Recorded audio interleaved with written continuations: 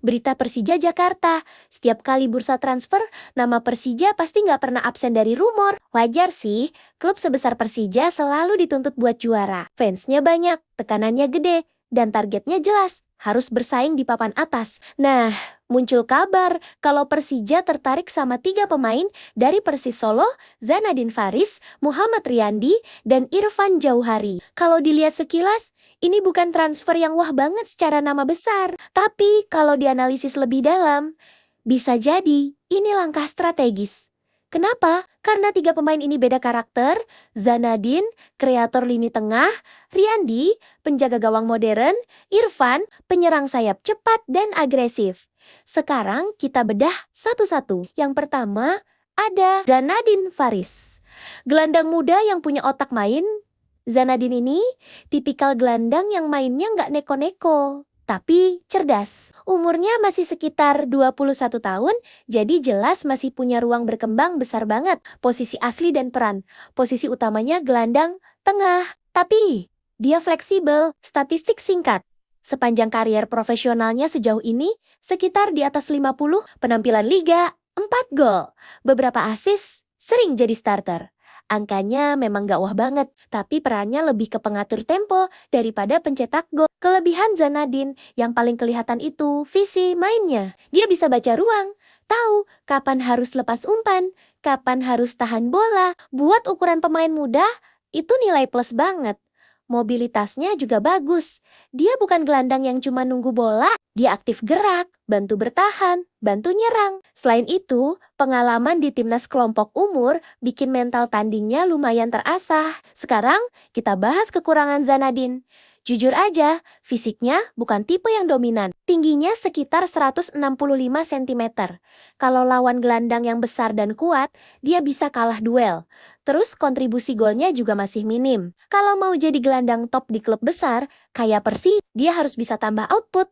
Lebih banyak assist, lebih berani nembak dari luar kotak. Konsistensi juga jadi PR. Pemain muda kadang bisa main bagus banget satu laga, tapi di laga lain hilang. Saingan di Persija kalau gabung ke Persija, dia bakal saingan sama Witan Sulaiman, Jin Mota, Hanif Sahbandi, Fabio Van Besti, dan Aditya.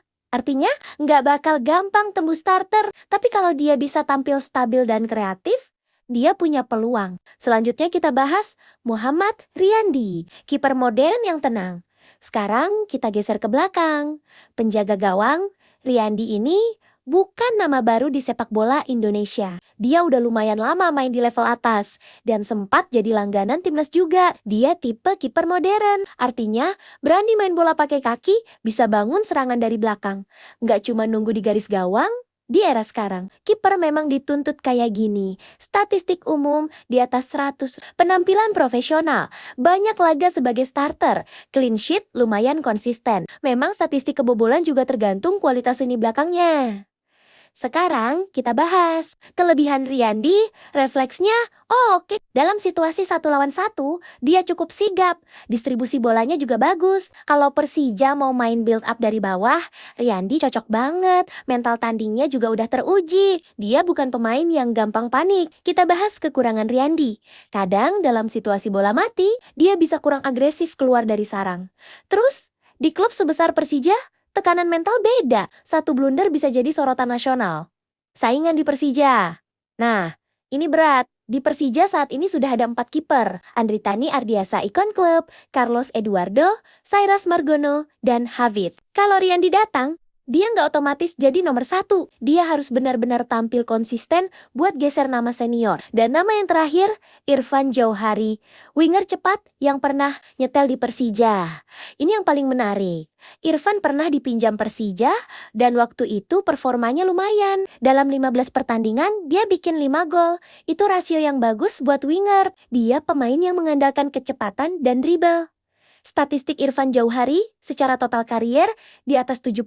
Penampilan sekitar 5 gol di klub utama, pernah lebih produktif saat di Persija. Apa sih kelebihan dari Irfan Jauhari?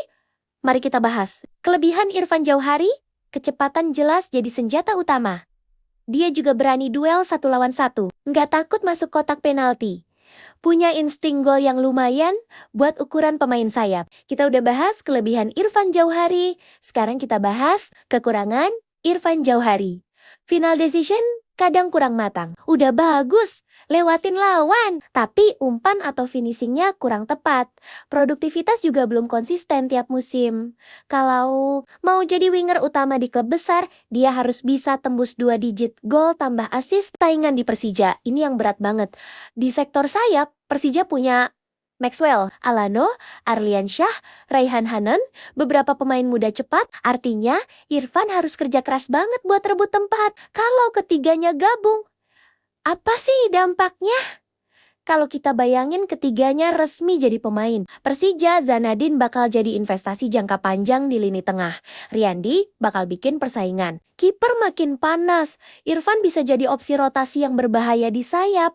Tapi realistisnya, nggak ada yang langsung aman jadi starter. Rumor ini masuk akal secara strategi. Persija bukan cuma cari nama besar, tapi juga pemain lokal potensial yang bisa berkembang. Zanadin, otak muda di tengah. Riyandi, stabilitas di belakang. Irfan, kecepatan di depan. Tapi semua tergantung satu hal, konsistensi. Di klub sebesar Persija, satu hal yang gak bisa ditawar adalah performa stabil. Fansnya besar, tekanannya tinggi, dan targetnya jelas. Juara.